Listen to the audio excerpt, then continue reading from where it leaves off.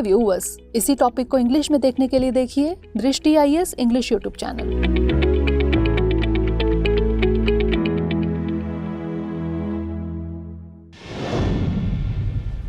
नमस्कार, दृष्टि IAS के टू द पॉइंट प्रोग्राम में आपका स्वागत है। आज हम बात करेंगे सुर्खियों में SDF यानी स्टैंडिंग डिपॉजिट फैसिलिटी के बारे में। सबसे पहले जान लेते हैं कि यह चर्चा में क्यों है।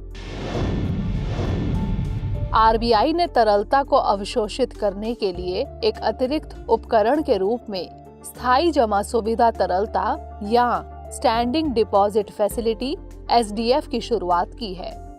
इस पर 3.75% की ब्याज दर लागू होगी।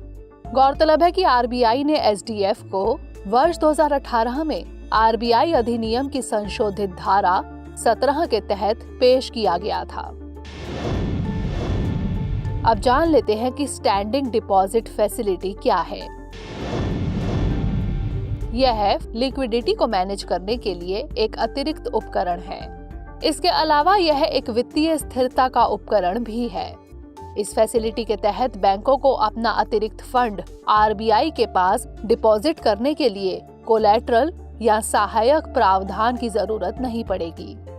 इसका मतलब यह हुआ कि रिजर्व बैंक बिना कुछ गिरवी रखे ही SDF के तहत बैंकों से धनराशि जमा करा सकेगा। यह RBI पर बाध्यकारी कोलैटरल रखने के प्रावधान को हटाकर मौद्रिक नीति के संचालन ढांचे को मजबूत करती है।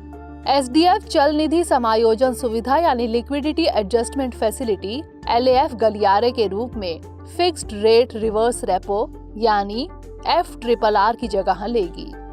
सीमांत स्थायी सुविधा यानी मार्जिनल स्टैंडिंग फैसिलिटी MSF और SDF दोनों स्थायी सुविधाएं सप्ताह के सभी दिन पूरे वर्ष उपलब्ध रहेंगी। अब जान लेते हैं कि SDF कैसे काम करेगी। SDF का मुख्य उद्देश्य सिस्टम में 8.5 लाख करोड़ रुपए की अतिरिक्त तरलता को कम करना और मुद्रास्फीति को नियंत्रित करना है। SDF दर पॉलिसी रेट रेपो दर से 25 BPS कम होगी और यह इस स्तर पर ओवरनाइट जमा पर लागू होगी। हालांकि जरूरत पड़ने पर यह उचित मूल्य निर्धारण के साथ लंबी अवधि तक तरलता को अवशोषित करने के लिए भी लचीलापन बनाए रखेगी। RBI की योजना सिस्टम में तरलता अधिशेष के आकार को मौद्रिक नीति के मौजूदा रुख के अनुरूप स्तर पर बहाल करना है। अब नजर डाल लेते हैं मौद्रिक नीति के कुछ अन्य उपकरणों पर। पहला है रेपो रेट यानी RR। यह वह दर है जिस पर RBI धन की किसी भी कमी की स्थिति में वाणिज्यिक बैंकों को पैसा उधार देता है। इसका उपयोग मुद्रास्फीति को नियंत्रित करने के लिए किया जाता है। रिवर्स रेपो रेट यानी RRR। यह वह दर है जिस पर RBI देश के भीतर वाणिज्यिक बैंकों से पैसा उधार लेता है। इसका इस्तेमाल देश में मुद्रा आपूर्ति को नियंत्रित करने के लिए किया जाता है।